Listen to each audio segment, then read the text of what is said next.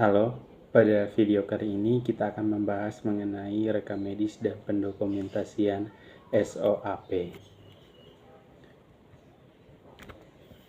Nah, perlu diketahui terlebih dahulu konsep rekam medis terintegrasi. Nah, konsep rekam medis terintegrasi sendiri merupakan sistem pencatatan informasi kesehatan pada pasien yang dilakukan secara terpadu oleh seluruh tenaga kesehatan yang terlibat dalam pelayanan pasien seperti dokter, perawat, apoteker, ahli gizi, dan tenaga kesehatan lainnya. Nah, sistem ini bertujuan untuk memastikan bahwa setiap informasi klinis pada pasien itu terdokumentasi secara lengkap, akurat, dan dapat diakses oleh semua tenaga kesehatan yang berwenang.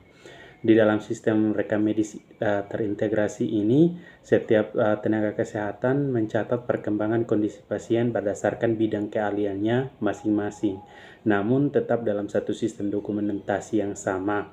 Nah, hal ini penting untuk meningkatkan koordinasi antar profesi serta mendukung pengambilan keputusan klinis yang lebih cepat. Nah, salah satu bentuk dokumentasi dalam rekam medis terintegrasi adalah catatan perkembangan pasien terintegrasi atau CPPT. CPPT ini digunakan untuk mencatat perkembangan kondisi pasien secara kronologis oleh berbagai tenaga kesehatan yang memberikan pelayanan bagi apoteker yang memberikan pelayanan. Nah, bagi apoteker ataupun farmasis, pencatatan dalam CPPT ini berfungsi untuk mendokumentasi kegiatan pelayanan kefarmasian seperti identifikasi masalah terkait obat, evaluasi efektivitas dan keamanan terapi obat, rekomendasi terapi obat pada dokter, dan juga monitoring terapi, bahkan edukasi penggunaan obat kepada pasien. Nah, dengan adanya dokumentasi farmasis dalam CPPT ini, maka kontribusi farmasis dalam pelayanan kesehatan menjadi jelas, terdokumentasi secara legal, dan dapat meningkatkan keselamatan pada pasien. Nah, yang berikut itu ada anatomi SOAP pada farmasi. Nah, salah satu metode yang paling umum digunakan dalam pencatatan perkembangan ini pada pasien ini adalah metode SOAP. Nah, SOAP sendiri merupakan singkatan dari Subjective Objective Assessment dan Plan. Nah, metode ini membantu tenaga kesehatan untuk menyusun catatan klinis secara sistematis, logis, dan mudah dipahami oleh tenaga kesehatan lainnya. Nah, dalam praktik kefarmasian klinis, metode SOAP ini digunakan untuk mendokumentasikan evaluasi terapi obat serta intervensi farmasis terhadap terapi pasien. Nah, yang pertama itu subjektif. Pada bagian subjektif ini berisi informasi yang diperoleh langsung dari pasien atau keluarga pasien mengenai kondisi yang dirasakan oleh pasien. Nah, data subjektif biasanya dikumpulkan melalui wawancara, amnesis, ataupun informasi yang tercatat dalam rekaman medis sebelumnya.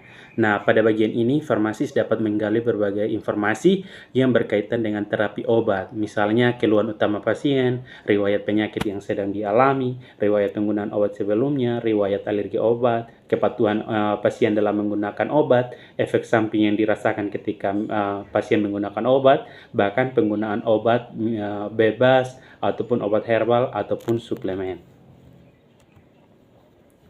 Nah, yang kedua itu ada objektif. Nah, pada bagian ini, ia berisi data yang bersifat objektif, yaitu informasi yang diperoleh dari hasil pemeriksaan klinis, pemeriksaan laboratorium, ataupun catatan medis yang dapat diukur secara langsung.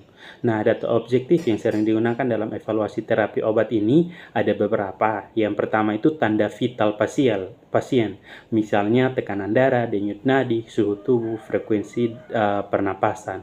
Yang kedua itu ada hasil pemeriksaan laboratorium, misalnya kadar glukosa darah, kadar asam urat, fungsi ginjal, fungsi hati, profil lipid, dan sebagainya.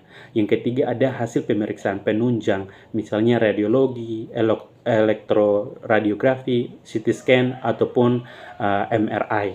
Dan yang keempat itu ada data terapi obat, misalnya nama obat yang diberikan, dosis obat, frekuensi pemberian, rute pemberian, dan lama terapi. Yang berikut ada asesmen. Nah, asesmen merupakan tahap analisis yang dilakukan oleh farmasis berdasarkan hubungan antara data subjektif dan objektif. Nah, pada tahap ini, farmasis melakukan evaluasi terhadap terapi obat yang diberikan kepada pasien. Nah, tujuan utama dari asesmen ini adalah untuk mengidentifikasi adanya drug-related problems atau masalah terkait obat. Nah, beberapa jenis DRP yang dapat ditemukan itu antara lain obat tidak tepat indikasi, obat tidak pemilihan salah obat, dosis terlalu tinggi, dosis obat terlalu rendah, interaksi obat, efek samping, ketidakpatuhan pasien dalam menggunakan obat, bahkan duplikasi terhadap terapi obat. Nah, asesmen ini harus ditulis secara jelas dan logis karena bagian ini menunjukkan kemampuan analisis klinis farmasis dalam mengevaluasi terapi obat. Yang berikut itu ada plan. Nah, bagian plan ini berisi rencana tindakan atau rekomendasi yang diberikan oleh farmasis berdasarkan hasil analisis pada bagian asesmen. Nah, rencana yang dibuat itu dapat meliputi rekomendasi terapi obat, misalnya mengganti obat, menyesuaikan dosis, menghentikan obat tertentu, ataupun menambahkan obat baru. Ada juga rencana monitoring, misalnya monitoring efektivitas terapi, monitoring efek samping daripada obat, dan monitoring parameter laboratorium. Ada juga edukasi kepada pasien bagaimana cara penggunaan obat yang benar, waktu konsumsi obat, efek samping yang mungkin terjadi ketika pasien menggunakan obat, dan kepatuhan dalam penggunaan obat. Nah, plan ini harus ditulis secara spesifik, jelas, dan dapat ditindaklanjut oleh tenaga kesehatan lainnya. Yang berikut itu ada legalitas dan etika dalam penulisan rekam medis. Nah, rekam medis sendiri merupakan dokumen yang memiliki nilai hukum sehingga pencatatan harus dilakukan secara benar, jelas, dan dapat dipertanggungjawabkan. Dalam praktiknya, terkadang terjadi kesalahan penulisan dalam rekam medis ini. Oleh karena itu, terdapat tata cara khusus dalam melakukan koreksi agar tetap sesuai dengan prinsip legalitas dan etika. Nah, prinsip koreksi kesalahan dalam rekam medis ini misalnya itu tidak diperbolehkan menggunakan penghapus ataupun tip X, tidak boleh menghapus tulisan asli, kesalahan dicoret dengan satu garis, tulisan yang benar itu ditulis di dekatnya dan diberi paraf dan tanggal koreksi. Nah, tujuan dari prosedur ini adalah untuk menjaga transparansi, kejujuran dokumentasi, serta memastikan bahwa seluruh riwayat perubahan dalam rekam medis ini tetap dapat ditelusuri. Nah, kesimpulan dari materi ini, rekam medis terintegrasi merupakan sistem dokumentasi yang memungkinkan seluruh tenaga kesehatan mencatat perkembangan pasien secara terpadu dalam satu sistem yang sama. Nah, dalam sistem ini, farmasis memiliki peran penting melalui dokumentasi pelayanan kefarmasian di dalam catatan perkembangan pasien terintegrasi atau CPPT. Nah, metode SOAP ini juga digunakan sebagai format standar dalam pencatatan klinis farmasis yang terdiri dari subjektif, objektif, assessment, dan plan.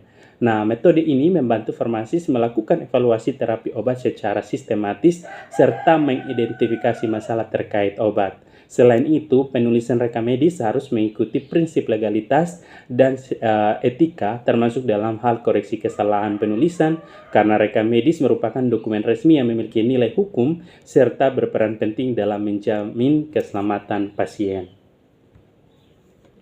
Sekian dulu pemaparan materi kali ini. Terima kasih.